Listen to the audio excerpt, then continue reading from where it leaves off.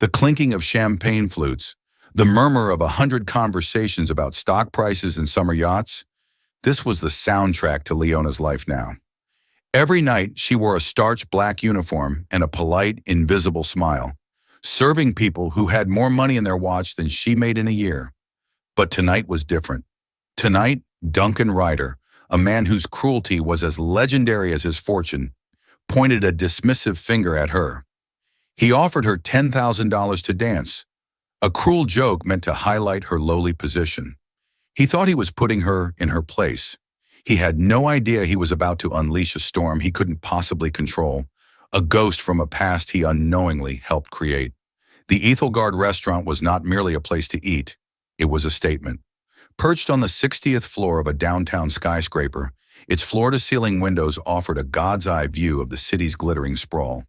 Inside, everything was muted elegance, soft gold lighting, plush velvet seating, and waiters who moved with the silent, practiced grace of specters.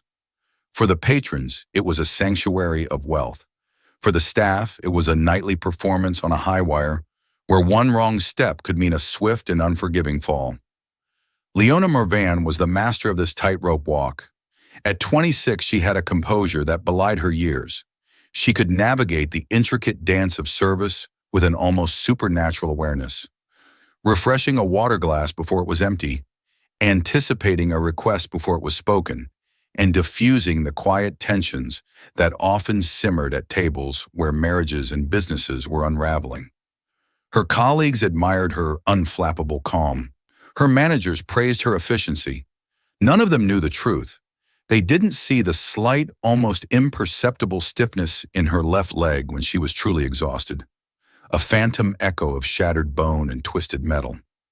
They didn't know that the serene focus in her eyes was a dam holding back a flood of memories, of stage lights, roaring applause, and the scent of rossin on worn ballet shoes. They did not know that Leona, the quiet waitress, had once been destined for stages far grander than this. She had been a dancer, a prodigy of contemporary ballet, her name once whispered with reverence in the competitive circles of the National Arts Academy. That life had ended 5 years ago on a rain-slicked highway, a multi-car pileup, a cacophony of screeching tires and breaking glass. The accident had taken two things from her: her father, who had been driving her home from a triumphant performance, and the cartilage in her left knee, which was surgically repaired but never the same. The doctors said she could walk, even run, but the explosive power, the flawless pivots, the ability to fly, those were gone. Grief and a profound sense of guilt had done the rest. Dancing was her father's dream for her, as much as it was her own. To dance without him felt like a betrayal. So she had packed away her shoes, her awards, her very identity, and disappeared into the anonymous world of service. Tonight, Ethelgard was hosting a private charity gala for Ryder Innovations, a tech behemoth that had devoured the market in under a decade. The air was thick with the scent of expensive perfume and entitlement. Leona moved through the throngs of tuxedoed men and women, draped in jewels, her tray of champagne flutes held high and steady, and then she saw him, Duncan Ryder. He was the center of gravity in any room he entered, not because he was the tallest or the most handsome, though he was both, but because he radiated an aura of absolute predatory power. He was new money, a self-made billionaire who had clawed his way to the top and seemed to believe that his wealth gave him dominion over the laws of physics and common decency. He was talking to a senator, his hand resting possessively on the back of a willowy model named Candace, who laughed a little too loudly at everything he said. Leona's job was to remain invisible, a functional part of the scenery. She approached their circle, her expression neutral. "Champagne," she offered, her voice a low, pleasant murmur. Duncan didn't even look at her. He plucked 2 glasses from her tray without breaking his conversation. But Candace, her eyes scanning Leona's simple uniform and tightly bound hair, let out a small, condescending titter. "Goodness, you must have the patience of a saint to do this all night," Candace said, her voice dripping with false sympathy. Before Leona could offer the polite, self-deprecating response the job required, Duncan Ryder finally turned his gaze upon her. His eyes, the color of cold steel, did not just look at her, they appraised her, dissected her, and dismissed her in a single sweeping glance. Patience isn't the job requirement, he said, his voice a smooth, dangerous baritone. It's invisibility. The best service is the kind you don't notice at all. A skill, I suppose. He took a slow sip of his champagne, his eyes still locked on Leona. It was a clear power play, designed to make her feel small. Leona felt a familiar, hot prickle of anger, but she quenched it instantly. She had faced down far worse than a rich man's ego. She simply nodded. "We do our best, sir." She turned to leave, but his voice stopped her. "Wait." She turned back, her tray now empty. The senator had drifted away, leaving just Duncan and Candace. "I know you," Duncan said, a slow, predatory smile spreading across his face. He was toying with her. "You have that look, the look of someone who thinks they're better than this." Leona's heart gave a painful thud. "I'm just here to do my job, Mr. Ryder." "Are you?" He gestured vaguely toward the small, polished dance floor, where a live jazz trio was playing a sultry mid-tempo number. A few couples were swaying elegantly. "I bet you watch them out there, the movers and the shakers, and you think you belong with them, don't you?" "Sir, It's all right," he cut her off, waving a dismissive hand. "A little ambition is cute, in small doses." Candace giggled, clinging to his arm. "Oh, Duncan, leave the poor girl alone. She's probably exhausted. Her feet must be killing her." The condescension was a physical thing, pressing down on Leona's chest. She wanted to say something, to snap back with the sharp retort that was on the tip of her tongue. But the rules of her job, the reality of her rent, kept her silent. Her silence seemed to amuse Duncan even more. His eyes swept over her again, from her sensible black shoes to the tight bun at the nape of her neck. It was a look that stripped her bare, not with desire, but with contempt. He saw a nameless, faceless servant, a prop in the grand play of his life, and in that moment, some dark, bored impulse took root in his mind. He wanted to put on a show, and he had just found his perfect pawn. Duncan Ryder thrived on control. He controlled markets, he controlled boardrooms, and he controlled every social interaction he was a part of. He did this by identifying a person's weakness, their greed, their fear, their pride, and leveraging it. He saw the flicker of defiance in the waitress's eyes, and it intrigued him more than the fawning adoration he received from everyone else. He decided to make an example of her.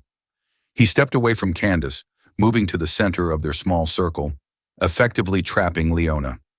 The subtle shift in his posture drew the attention of the nearby tables. Conversations began to taper off as people sensed a spectacle was about to unfold. Duncan fed on the attention like a shark sensing blood in the water. "You know," he began, his voice now loud enough to carry, "my company, Ryder Innovations, is built on a simple principle: disrupting the expected. We challenge the status quo. We reward audacity." He paused, letting the corporate buzzwords hang in the air, a self-aggrandizing prelude to his real purpose. He turned his full, undivided attention back to Leona. "I have a proposition for you," he said, the smile on his face sharp and cruel. "I'm feeling generous tonight. It's for charity, after all." Leona's blood ran cold. She knew with a dreadful certainty that this was not going to be a quiet dismissal. He was going to humiliate her, and he was going to do it publicly. "Mr. Ryder, I really should be getting back to my duties." "Nonsense, this is your duty now," he countered smoothly. He reached into his tailored jacket and pulled out a sleek, black checkbook and a fountain pen that probably cost more than her car. He uncapped it with a flourish. "I'm going to write a check to you, personally, for $10,000. A collective gasp rippled through the nearest tables. $10,000 was pocket change to most people in the room, but as a prize for a waitress, it was a scandalously large sum. It was an insult disguised as a gift. Leona stared at him, her mind racing. "I can't accept that, sir." "Oh, you haven't heard the condition yet," Duncan said, his smirk widening. He gestured with the pen toward the dance floor. The jazz trio had just finished their song and were taking a short break. The polished wood stood empty and expectant under the soft lights. "I dare you to go out there and dance for us. Right now. One song." The room fell into a hush. The silence was absolute, broken only by the faint distant sound of city traffic. Every eye in the Ethelgard was now on them, on the billionaire titan and the cornered waitress. It was a Roman circus, and she was the gladiator being pushed into the arena. He wasn't asking her to dance. He was daring her to make a fool of herself. He expected her to be clumsy, awkward, a waitress in sensible shoes trying to mimic the grace of his wealthy guests. He wanted to laugh at her. He wanted everyone to laugh with him, to affirm his power by witnessing her debasement. The $10,000 wasn't a prize. It was the price of her humiliation. Candace covered her mouth with a manicured hand, her eyes wide with malicious glee. "Oh, Duncan, you're wicked," she whispered, loud enough for everyone to hear. Leona's whole body went rigid. The word dance struck her like a physical blow. It was a word she hadn't let herself truly engage with in 5 years. It was a locked room in her mind, and Duncan Ryder was demanding she throw it open for his amusement. The ghosts of her past swirled around her, the blinding stage lights, the scent of her father's cologne in the car, the horrifying crunch of metal. She could feel the stares of 100 people, feel their judgment and their pity. They saw what Duncan wanted them to see, a poor girl being offered a fortune to embarrass herself. They were waiting for the tears, the frightened refusal, the pathetic drama. I don't dance," she managed to say, her voice barely a whisper. The lie felt like ash in her mouth. Duncan let out a low, patronizing chuckle. "Of course you don't. But for $10,000, you could learn. Come on, just a little shuffle, a little spin. Entertain us. It's for a good cause. Your bank account." He scribbled in the checkbook, tore out the check with a theatrical rip, and held it out to her. "Pay to the order of," was left blank. "Just say the word and it's yours." Her mind was a battlefield. One part of her, the practical part, screamed at her. $10,000 is 6 months' rent. It's paying off the last of the hospital bills. It's a safety net. Swallow your pride and just do it. But another part, a deeper, older part of her, roared in defiance. It was the part of her that had endured thousands of hours of punishing practice, that had bled for her art, that had known the sublime ecstasy of a perfect performance. That part of her was incandescent with rage. He wasn't just insulting her. He was desecrating a sacred memory. He was taking the things she had loved and lost and turning it into a cheap party trick. She looked from the check in his hand to his smug, arrogant face. She saw the faces of the guests, their expressions ranging from pity to morbid curiosity, and then her eyes scanned the room, and her blood turned to ice. Sitting at a discreet table in the corner, half shrouded in shadow, was a face she hadn't seen outside of her nightmares for 5 years. Older, with lines of stress around his eyes, but unmistakable. Reese Devereaux, her former dance partner, her first love, the man who had been in the car with her and her father that night, the man who had walked away from the wreckage with only minor injuries, and then walked away from her life without a word. He was here. He was watching this. The sight of him, a spectator to her public shaming, was the final spark on the powder keg of her emotions.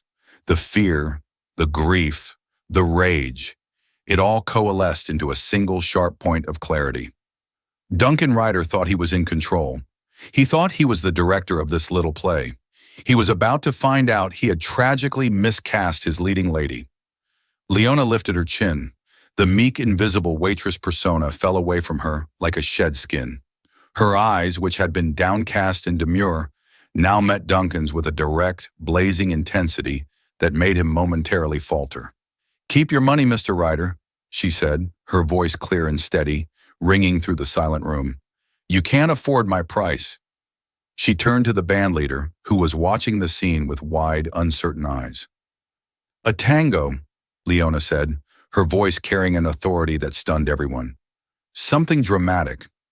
Do you know La Comparsita?" The bandleader, a seasoned professional named Frank, simply nodded, his jaw slack. Leona looked back at Duncan Ryder one last time. A faint, dangerous smile touched her lips. "But I will take the dare." The moment the words left her mouth, a profound shift occurred in the room's atmosphere. The quiet anticipation of a spectacle of humiliation curdled into something else, baffled suspense. This was not the reaction Duncan Ryder had engineered. The waitress wasn't crying or running away. She was giving orders. Leona felt a strange, terrifying calm settle over her. It was the focus that used to descend just before she stepped onto a stage, a silencing of all the world's noise, except for the beating of her own heart and the music about to begin. For 5 years, she had been numb, living her life in grayscale. Now a torrent of color was flooding back in, vibrant and painful. She ignored Duncan's stunned expression and Candace's confused pout. Her gaze was fixed on the dance floor. It was her sanctuary and her execution ground all at once. As she took the first step toward it, she felt the ghost of her old injury, a dull ache in her knee, a protest from a body that had been taught to forget. She pushed through it. Her mind was a whirlwind. "What are you doing? You haven't danced in 5 years. Your knee won't hold. You'll fall. You'll make this 1,000 times worse." But another voice, one she hadn't heard since her father's last encouraging words, whispered back, "The music is in you, Leo. It never leaves." She reached the edge of the polished floor. The jazz trio, recovering from their shock, exchanged glances. Frank, the bandleader, gave her a questioning look. She simply nodded, a confirmation that was as resolute as a signed contract. He picked up his violin, and the pianist's fingers hovered over the keys. From the corner of her eye, she saw Reese. He was on his feet now, his face pale, his expression a mixture of disbelief and something else she couldn't decipher. Horror, regret. Seeing him there, a witness, was both a torment and a strange kind of fuel. She wasn't just dancing to defy Duncan Ryder anymore. She was dancing to confront the ghost that stood in the corner of the room. She was dancing for the girl she used to be. Her uniform suddenly felt suffocating. The starched collar, the constricting apron. With movements that were swift and economical, she untied the apron and let it drop to the floor. Then she reached for the top buttons of her modest white blouse, undoing the first two to give herself room to breathe. The most significant act, however, was with her hair. She pulled the elastic band from her severe bun, and a cascade of dark, wavy hair tumbled down her back, a flag of liberation. She kicked off her sensible, rubber-soled work shoes. They made a soft, pathetic sound as they landed on the plush carpet. Dancing in stockings was risky, but it was better than the clumsy grip of her work shoes. The cool, smooth wood of the dance floor against the soles of her feet was an electric shock. It was a feeling she had craved and dreaded for half a decade, a homecoming. Duncan watched, his arms crossed, the check for $10,000 still clutched in his hand. His smugness had been replaced by a flicker of uncertainty. This was not going according to his script. He had expected a shuffling, awkward display. But the woman now standing on the dance floor had a posture he had only ever seen in professionals. Her shoulders were back, her chin was high, her entire being exuded a coiled, potent energy.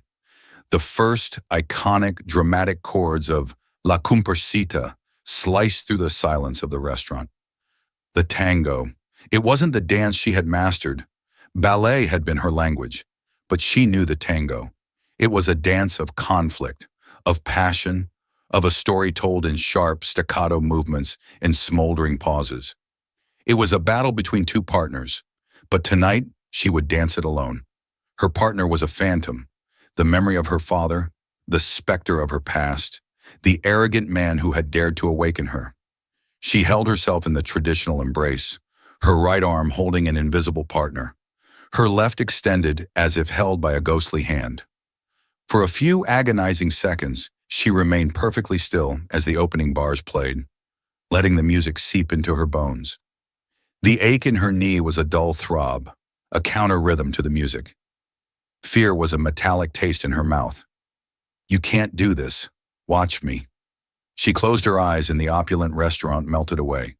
The gawking faces of the rich, the cold stare of Duncan Ryder, the shocked expression of Reese, they all vanished. In her mind's eye, she was back in the studio, the scent of sweat and polished wood in the air. She could hear her father's voice, not from the driver's seat of a doomed car, but from the sidelines of a rehearsal room. "Feel the floor, Leo. It's your partner too. Let it tell you what it needs." She took her first step, a slow, deliberate sliding caminata. It was tentative, a question posed to her own body. Do you remember? And the body, a machine built and perfected through years of relentless training, began to answer. The first few steps were a reawakening. Her muscles, long dormant, fired in familiar sequence. The stiffness in her knee was still there, a hesitant note in a symphony, but she began to work with it, not against it. She incorporated it into the character of the dance, a hint of vulnerability in the display of otherwise ferocious pride. Then the main melody of the tango kicked in, and something inside Leona broke free. The tentative steps transformed into a confident, predatory stride. She moved across the floor with a fluidity that defied her simple attire. The tango is a story of tension and release, and Leona told a lifetime's worth in a single performance. Her feet became a blur of intricate patterns, ocos, ganchos, boleos, executed with a precision that was breathtaking. She wasn't just performing steps, she was speaking a language everyone in the room instinctively understood. Her movements were sharp, aggressive, slicing through the air. A quick turn, a sudden stop, a court that held for a heart-stopping moment, her body a sculpture of controlled power. Her arms, which had held an invisible partner, now moved with expressive grace, framing her body, telling a story of longing and defiance. Her hair, now free, became part of the dance, whipping around her in sharp turns, a dark halo of passion. The audience was utterly captivated. The initial whispers and phone cameras had been for a potential humiliation. Now they were recording a miracle. Jaws were slack. Champagne glasses were forgotten. This was not a waitress shuffling for money. This was an artist, raw and brilliant, performing with the kind of emotional intensity that could not be faked. Duncan Ryder stood frozen, the check in his hand seeming small and foolish. The confident smirk had long since vanished, replaced by a mask of stone-cold disbelief. He had intended to showcase his power by exposing her weakness. Instead, she had seized his stage and revealed a power he couldn't comprehend. He wasn't watching a servant, he was watching a star, and the light she was giving off was burning him. From his corner, Rhys Devereaux watched as if he were seeing a ghost. He saw the Leona he remembered, the fearless prodigy who could command any stage. But he also saw something new, a core of hardened steel, a sorrow in her movements that hadn't been there before. Every sharp turn seemed to be an accusation, every smoldering pause a question. He felt a profound, gut-wrenching shame.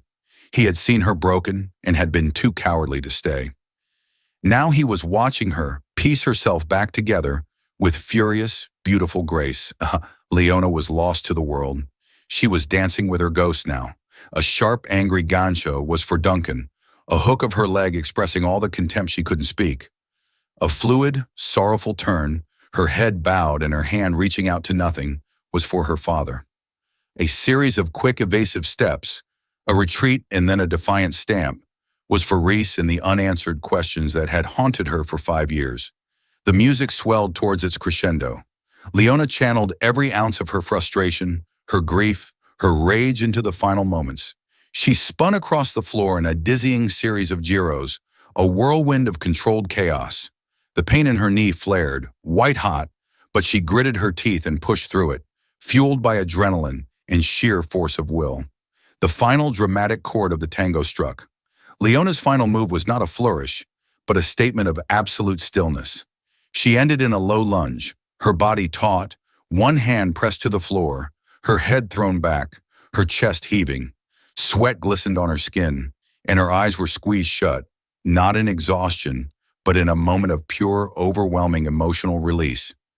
She had poured 5 years of silence into 3 minutes of fire. For a moment, the restaurant was trapped in a vacuum of stunned silence. The final note of the violin seemed to hang in the air, shimmering. Then one person began to clap, a slow, deliberate applause. It was not Duncan or Rhys. It was an older woman sitting at a prime table near the dance floor, a woman with an air of regal authority, dressed in a simple but exquisitely tailored silk suit. Her applause was the signal that broke the dam. The entire room erupted. It wasn't polite, gala applause. It was a roar. It was a standing ovation. People were on their feet, shouting, whistling, their faces filled with awe. They knew they had just witnessed something extraordinary, a moment of raw, unexpected beauty in a world of curated perfection. Leona slowly pushed herself up, her knee trembling violently now that the adrenaline was fading. She opened her eyes and saw the sea of faces, not jeering, but adoring. She saw Duncan Ryder, his face a thunderous mask of fury and humiliation, the $10,000 check crumpled in his fist. And she saw Reese, his face etched with a pain that mirrored her own. She hadn't just stolen the spotlight. She had shattered it, and in its place she had lit a fire that was all her own. The roar of the crowd was a disorienting wave, pulling Leona back to the reality of the Ethelgard. She stood slightly unsteady in the center of the dance floor, the heart of a storm of applause she had created. Her chest ached, her knee throbbed, and for the first time in 5 years she felt utterly, terrifyingly alive. Her manager, a perpetually flustered man named Mr. Henderson, was suddenly at her side, his face a comical mixture of horror at her breach of protocol and awe at her performance. "Miss Morvant, Leona, what?" he stammered, unsure whether to fire her or ask for an autograph. Before he could decide, the regal older woman who had started the applause made her way to the dance floor. She moved with a purpose that parted the crowd. Her silver hair was elegantly coiffed, and her eyes, a sharp, intelligent blue, seemed to see right through Leona's waitress uniform to the soul beneath. "That was not a dance," the woman said, her voice carrying a faint melodic French accent. "That was a confession, and it was magnificent." Leona, still catching her breath, could only murmur, "Thank you." The woman extended a hand, her grip surprisingly firm. "I am Geneviève Dubois." The name struck Leona like a physical blow. Geneviève Dubois was a living legend, the former prima ballerina of the Paris Opera Ballet, now the most sought-after and feared choreographer in the world. Her company, Dubois Dance Theater, was the pinnacle of the contemporary dance world. Seeing her here was like a physicist bumping into Einstein at the grocery store. I know who you are," Leona said, her voice filled with a reverence she hadn't felt in years. "And now I must know who you are," Geneviève said, her sharp eyes scanning Leona from head to toe. "A talent like that does not belong on a catering staff. It belongs on a stage. My stage." She pulled a simple, elegant business card from a small clutch. "Call my office tomorrow morning. Don't be polite. Be demanding. I respond to fire, not smoke." Geneviève pressed the card into Leona's hand, gave her a knowing, conspiratorial smile, and then turned and melted back into the crowd, leaving Leona staring at the embossed name as if it were a holy relic. An opportunity she thought had died forever was now, impossibly, in the palm of her hand. Her daze was broken by another voice, this one hesitant and painfully familiar. "Leona?" She looked up. Reese was standing there just a few feet away. The crowd was beginning to move on, buzzing with gossip about what they had just seen, but for them, the world shrank to the space on that dance floor. "Reese," she said, the name feeling foreign on her tongue. I had no idea you were in the city," he said, his hands shoved awkwardly into his pockets. He looked older, more worn than she remembered. "What you just did, it was—" "Don't!" she cut him off, her voice suddenly cold. The awe from meeting Geneviève Dubois was replaced by the icy sting of old wounds. "Don't say it was beautiful. Don't say you're sorry. Don't say anything." "Leo, please," he pleaded, using her old nickname. "I know how it must have looked. Me just disappearing. But after the crash, after your dad, your mom told me to stay away. She said you couldn't bear to see me, that I was a reminder." Leona stared at him. The story she had told herself for 5 years, the story of his callous abandonment, beginning to crack. "My mother? She said that?" "Yes, I called. I wrote letters. I tried to visit the hospital, but she had them turn me away," Reese said, his voice raw with an old hurt. "She said you blamed me. I thought you hated me, Leo. I was a coward. I should have fought harder, but I was just a kid, and I was so broken up. I just left." The revelation was a punch to the gut. Her mother, in her grief, had built a wall around Leona, and in doing so had exiled the one person who might have understood her pain.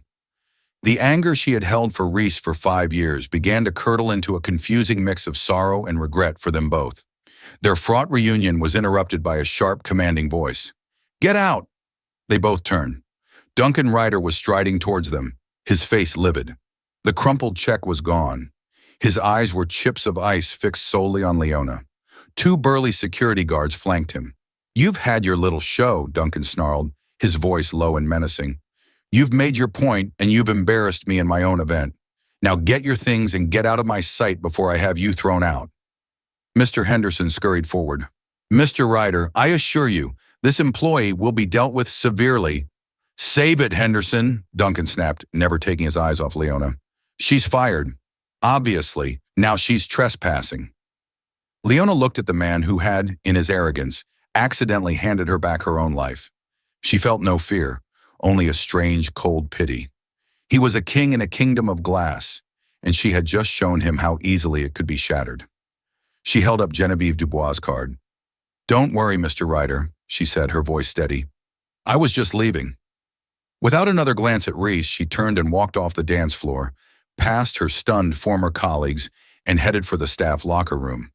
She moved with a newfound purpose, the pain in her knee now feeling less like a punishment and more like a reminder of how far she had come. As she changed out of her uniform, a thought began to needle at the back of her mind.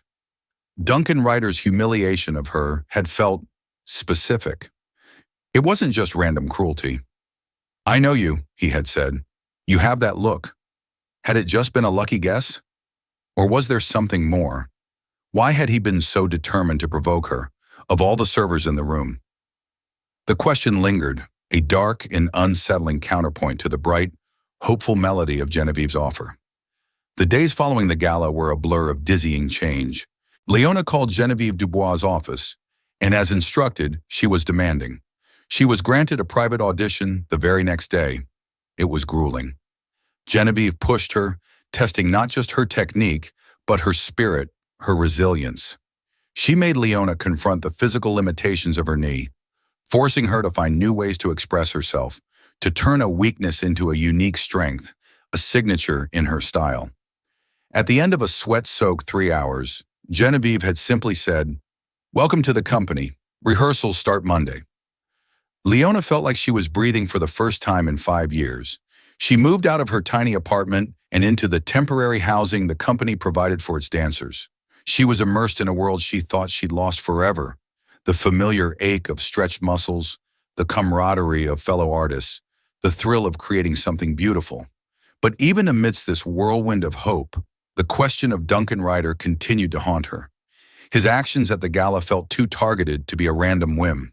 The memory of his eyes, the way he seemed to be testing her for a specific reaction, played over and over in her mind. She decided to do some digging. She called the one person she knew who was better at navigating the digital world than anyone she'd ever met. Her old friend, Ben Carter.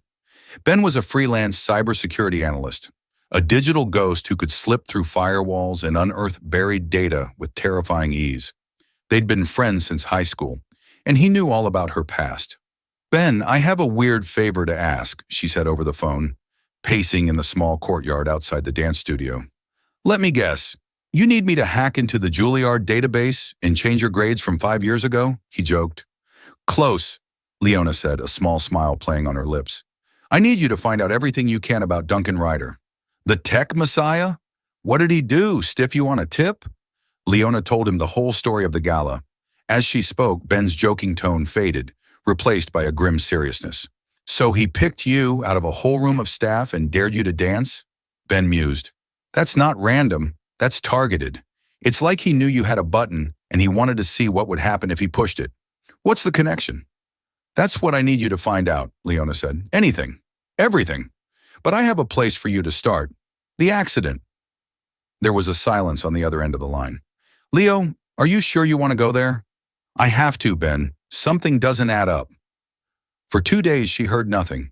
She threw herself into rehearsals, her body screaming in protest but her spirit soaring. She was rusty, but the muscle memory was deep. Genevieve was a demanding mentor, but a brilliant one. and Leona felt herself growing stronger every hour. Then on the third night, Ben called her. His voice was low and tense.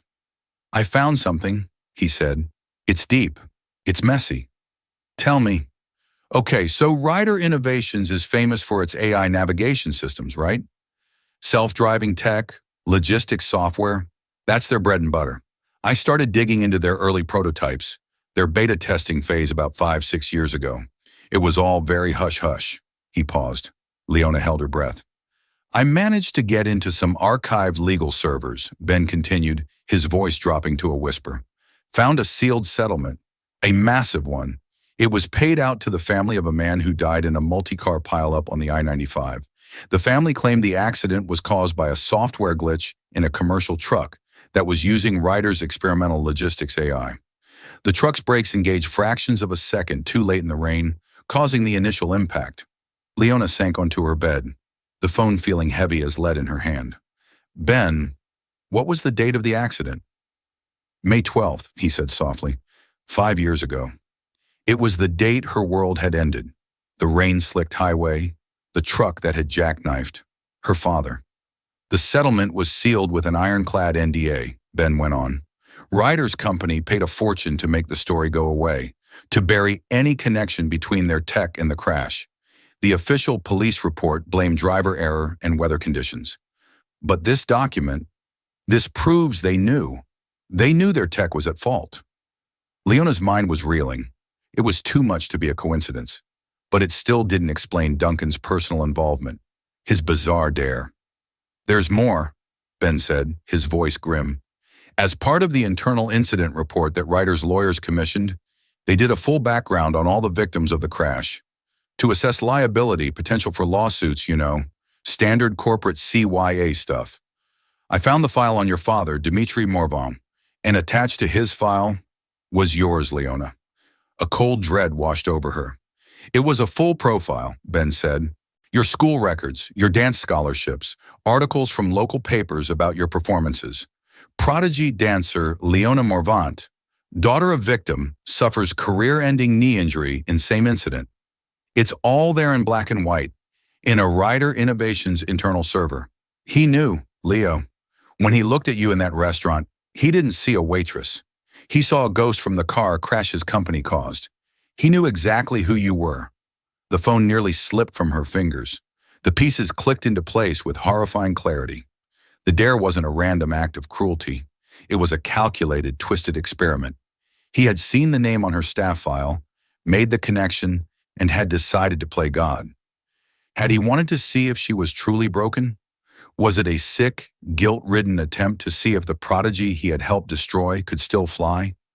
Or was it something even darker, a way to prove to himself that the damage was minimal, that she was just a waitress now, and his conscience could be clear? The man hadn't just humiliated her, he had knowingly tormented a victim of his own company's negligence for his own perverse, psychological gratification. The fire that had been lit on the dance floor now raged into a white-hot inferno. This was no longer about a stolen spotlight or a new career. This was about justice. Armed with the truth, Leona felt a terrifying new kind of power. It wasn't the artistic power she felt on stage, but a cold, hard power forged from righteous anger. She knew a confrontation was inevitable.